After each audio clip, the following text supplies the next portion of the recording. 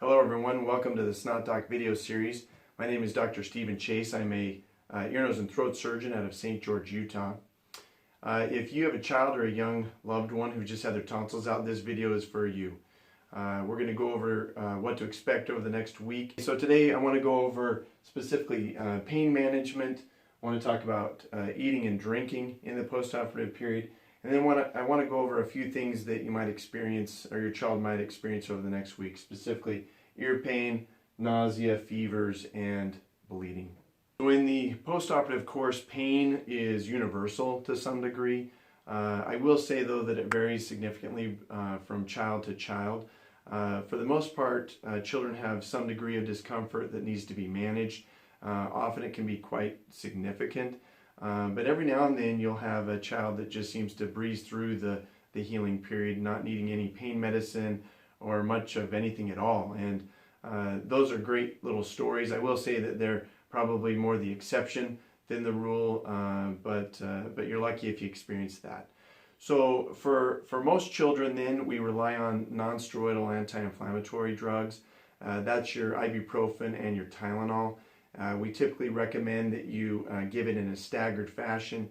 Every 3 hours you would do, say, the ibuprofen. 3 hours after that you would do the Tylenol. And then 3 hours again after that you would do the ibuprofen again. These medications are dosed according to your child's weight. And generally that information will be given to you at the time of surgery. When it comes to stronger pain medicines, things like narcotics, these are not recommended in children. The reason for that is that they've done studies and found that children metabolize these or break them down differently and somewhat unpredictably. And so because of that, then we just avoid narcotics under the age of 12. At least that's what's recommended. Now, the other thing you can do, of course, from a pain standpoint is topical medications and topical things. I like to emphasize the use of ice, anything that's cold. That's your ice chips, that's your popsicles, of course your ice cream. Children seem to do quite well with pebble ice, where they can kind of eat it out of a cup with a spoon. That type of ice you can find at most convenience stores or restaurants. I also included a link under the video where you can actually purchase trays to make the pebble ice at home. So in addition to ice, there are topical medications that can be used. There are things that you can get over the counter, lozenges or sprays.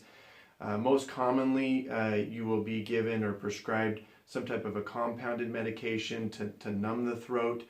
I would just recommend discussing this with your surgeon, as every surgeon does differ a little bit depending on what is recommended. I also highly recommend waking your child up at night to give them a dose of pain medication or two. Mornings are difficult anyway, but they do seem to be a little bit better if your child has some of the pain medicine in their system. So lastly, from a pain control standpoint, I'd like to emphasize humidification, particularly in dry environments, but also really in any environment. A little extra moisture can be helpful during the healing period. So I recommend pulling out your humidifier if you have one and putting it by your child's bed to run through the night. If you don't have a humidifier, I've included a link below the video where you can check out one of the highest rated ones. Okay, so now I want to go over eating and drinking in the postoperative period. Hydration is really what we try to emphasize over the next week or so. So again, that's the ice chips, the popsicles, anything at all that you can get in your child to keep them hydrated. I'll often tell parents that, if your child doesn't eat anything over the next couple of weeks, they're going to be okay as long as they stay hydrated. Occasionally you'll hear people say to avoid dairy because maybe it makes your mucus a little thicker. And I think there's some truth to that, but despite that, I recommend, and I would really anticipate most surgeons recommend, do dairy, do whatever your child is willing to do. Again, we recommend getting more in as opposed to caring too much about what it is. So with that, from an eating standpoint, really, in my opinion, your child can try almost anything. Often it's recommended to avoid things that are sharp, like chips and pretzels. I will say avoiding things that are citrus, lemonades, and orange juice. Maybe avoid those things. But outside of that, really, you can try whatever your child is interested in trying. I just recommend experimenting a little bit at a time to make sure that your child tolerates it before they really go after it. So next I want to talk about ear pain. Now, not every child experiences ear pain in the postoperative period, but for those that do, it can be pretty significant. Strangely enough, the ear pain that your child feels is actually not coming from their ears, but it's from their throat. There's nerves that innervate or go to the throat, which actually also move to the ears. And so often when there's an injury in the throat, you can perceive it in your ear, and so your child may have ear pain because of this. Now, managing this can be a little bit of a challenge because, again, really it's coming from the throat. We typically, again, emphasize the NSAID medications, just like we've discussed, and some of the topical medications that I mentioned. You can also do some things directly to the ear, heating pads, things for comfort. I would say there's kind of variable results with that, but it is something you can try. But again, the key is to be ahead of the pain medications and use that potentially as a guide on how often that you might need to be giving those. So next on the list I want to talk about is nausea. Typically in the postoperative period, your child may experience some nausea for about the first 24 hours. We generally like to blame this on the anesthetic that's used, that's still in their system and may make them a little bit queasy. So what's recommended if your child is experiencing nausea, maybe throwing up, really is at first just to back off. Just really don't try to give them anything to eat or drink. Just let them settle. I typically recommend 3 to 4 hours of just really not trying to push anything at all, trying to distract them, do other things, but not do anything, by mouth. Now after that time, you can kind of start, gently reintroducing things, maybe little sips of things here and there, just to make sure that their stomach is a little bit more calm. Now there are situations where you do that and they're still throwing up, they're still nauseated. If you're getting more than 6 to 8 hours after their procedure and your child's struggling with nausea and vomiting, I do recommend that you speak with your surgeon, at least call their office, and they may have some ideas of what you can do. Often might prescribe some anti-nausea medications which can help. So fevers are another common thing that families and parents will notice after having tonsils out. This can really run through the whole week after surgery and are quite common. A low-grade temperature of 101, sometimes up to 102, I'll be honest, I see quite frequently. Very common. It's a natural reaction of your child's body to kind of this injury that's just happened with surgery. And so again, not something to get overly worried about when you see it.